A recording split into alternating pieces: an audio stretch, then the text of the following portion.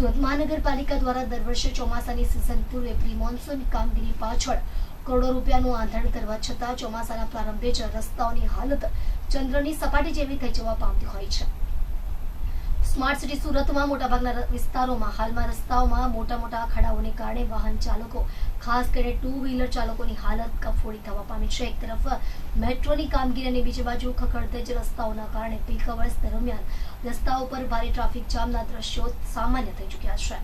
આ સ્થિતિમાં આજરોજ સુરત શહેર યુવા કોંગ્રેસ અને રાજીવ ગાંધી પંચાયત સંગઠન દ્વારા પર્વત પાટિયા પાસે ખાડાઓના મહોત્સવનો અનોખો કાર્યક્રમ યોજીને વિરોધ પ્રદર્શન કરવામાં આવ્યું। વિરોધ પ્રદર્શન દરમિયાન કોંગ્રેસી કાર્યકરો દ્વારા ખાડાઓમાં ભાજપના ઝંડાઓની વાવણી કરી મીઠાઈ વહેંચી એકબીજાનું મોં મીઠું કરાવવામાં આવ્યું હતું। વર્ષે 10,000 કરોડ રૂપિયાનું બજેટ ધરાવતા સ્માર્ટ સિટી સુરતમાં દર વર્ષે ચોમાસાના પ્રારંભ સાથે જ ખાડી પૂરથી માંડીને જર્જરિત રસ્તાઓના કારણે નાગરિકોની હાલત કફોડી થઈ જવા પામતી હોય છે।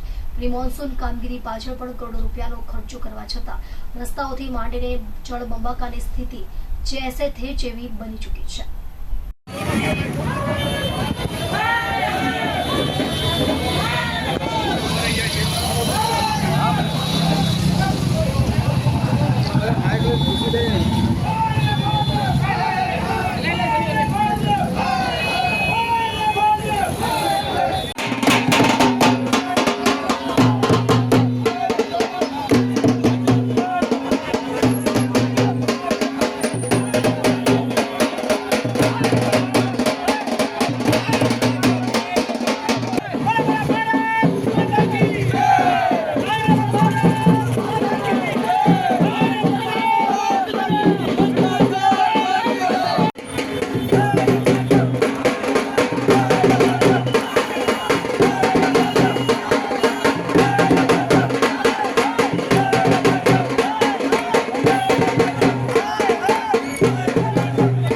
સુરેશભાઈ સુહાગિયા, પૂર્વ સભ્ય નગર પ્રાથમિક શિક્ષણ સમિતિ સુરત।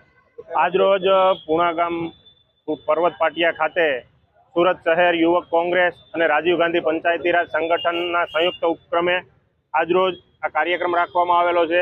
જે આ સુરત મહાનગરપાલિકાના જે ઉત્સવપ્રિય શાસકો છે એના દ્વારા છેલ્લા 15 દિવસથી જે પ્રમાણનો વરસાદ પડી રહ્યો છે અને સમગ્ર સુરત શહેરની અંદર જ્યારે રોડ રસ્તા તૂટી ગયા છે ત્યારે પોતે પણ ઉત્સવ મનાવવામાં હજી વ્યસ્ત હોય, પરંતુ આજે લોકોને તકલીફ પડી રહી છે। લોકો જે ખાડાથી ત્રાહિમામ થઈ રહ્યા છે, કારણ કે એક પણ રસ્તો અત્યારે ચાલવા લાયક નથી રહ્યો। કોઈ પણ ગાડી લઈને જાય તો ગાડી પણ ખરાબ થઈ જાય છે, લોકો ચાલી નથી શકતા એવી હાલત જ્યારે આ રોડ રસ્તાની થઈ છે, છતાં પણ આ શાસકો સુધરવાનું નામ નથી લેતા। ત્યારે આજરોજ સુરત શહેર યુવક કોંગ્રેસ અને રાજીવ ગાંધી પંચાયતી રાજ દ્વારા સંયુક્ત એક ખાડા મહોત્સવનું આયોજન કરવામાં આવ્યું છે, કારણ કે આ શાસકોને ઉત્સવોમાં ખબર પડે છે, કામ કરવામાં ખબર નથી પડતી। ત્યારે આ ખાડા માટેનો પણ આ એક અમે ખાડા મહોત્સવ નવું નજરાણું લઈને આવ્યા છીએ।